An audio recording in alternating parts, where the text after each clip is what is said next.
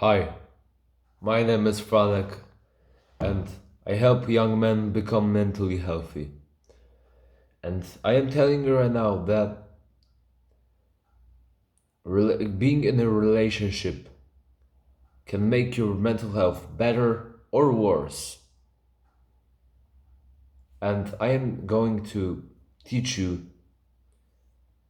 how to avoid relationships that will be bad for your mental health and for your life, and how to basically maintain a happy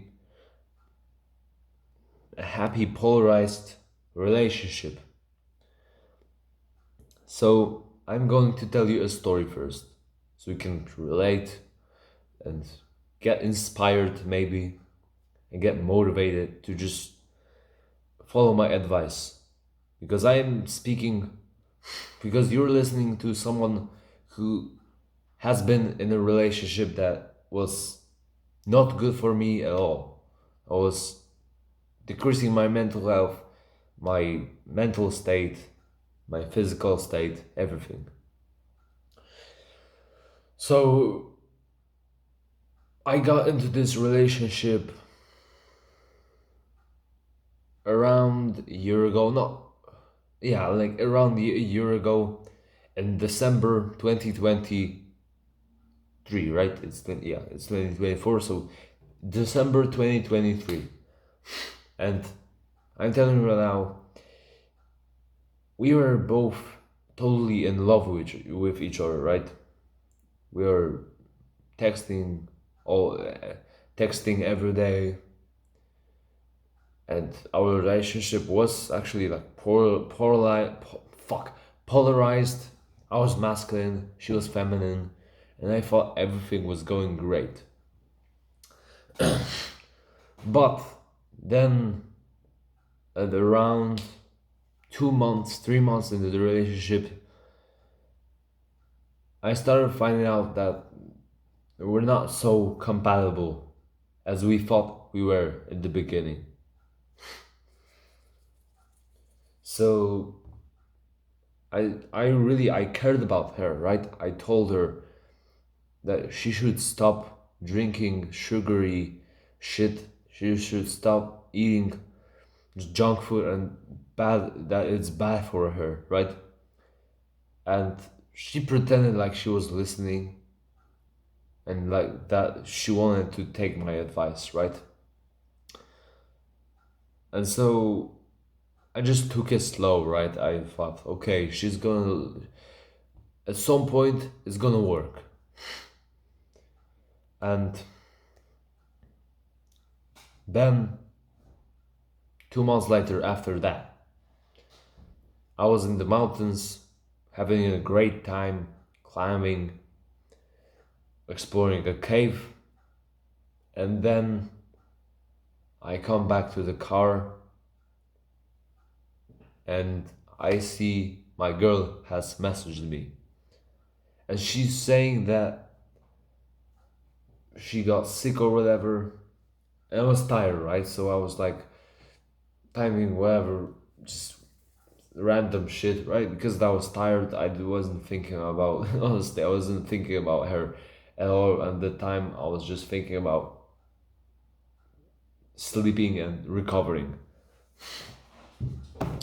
And so she started like accusing me. Not accusing me, but telling me that she's not important for me and that the climbing and mountains are much more important for me than her. And I was like, no, no, no. And honestly, I was being honest, right? I was telling her like it, a, a hobby and a partner is not the same thing, right? So she was just talking straight up bullshit. And then 2 days later, she decided that she's going to break up with me. And I was like, kind of sad.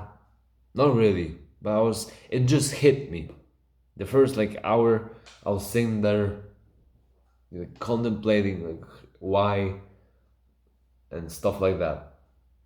And then I moved on, and guess what I did? I went into the mountains and climbed with my father. That's me, right? And so the practical advice starts here. First step for you in order to have a good relationship, so you don't fuck up your mental health like I did, is describe your perfect woman, and literally in every aspect, so artistically detailed that it just might seem stupid, but it isn't. You need to deliberately and precisely describe what your perfect woman is like, what your perfect partner is like. And you need to stick to these expectations and these. No, not stick, but you need to look for these in your partner, in a potential partner, right? And her described like what are the red flags for a woman and what are green flags for a woman for you. And yeah, every detail, looks, personality, her past, her friends, her family, everything, as us as I've said, oh, fuck, as autistic as possible. And when you get into one, the first thing is what do you want this relationship to look like? What are your expectations from her? What are hers expectations from you? And the same is for basically the relationship. You need to describe this and talk about this with her, of course, because it's not only like you, but also the other person. So like what expectations you set, how she can't behave, how you want her to behave, stuff like that. And if she doesn't agree, boom, you walk away. You don't get into the relationship where you'll just you'll just where you will just be annoyed all the time at how she behaves. But if she agrees, if she says yes, yes, yes, everything that you've said is I want this, then you get into the relationship. So first, you describe what she looks like, how she is like. You describe her. The second thing is what do you expect from her when you're already thinking about a relationship with each other. The third thing is be unwavering. Never change just for her. Usually 90% of the time, when she wants you to change your behavior in some way or something like that, she's shit testing you, most likely, right? So it's kind of a tough thing to decide, like, do I listen to her or no?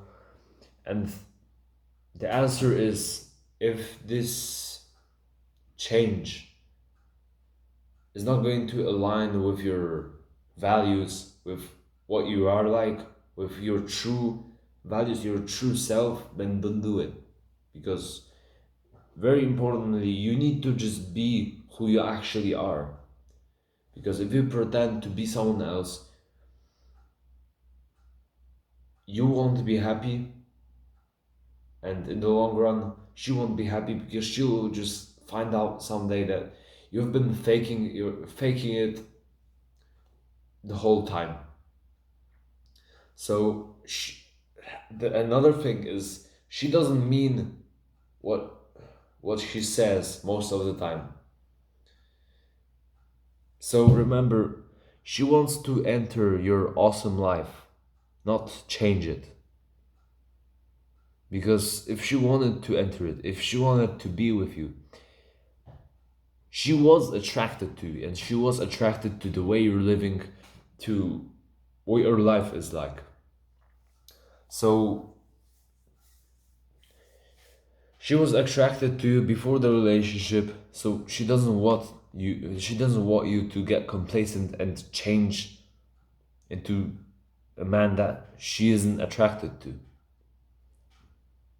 So the two things that can happen if you keep yourself authentic is she will fall in love with you even more and she'll be even more obsessed, or she'll lose attraction, and it will just be clear that you aren't compatible.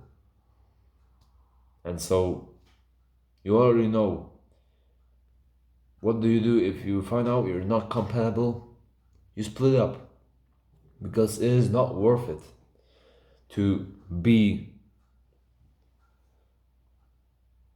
with a partner, with someone you aren't even compatible with. Right? What's the point? So the fourth thing, basically like the same thing, just hold frame. If you don't want to do something, you don't just do it for her.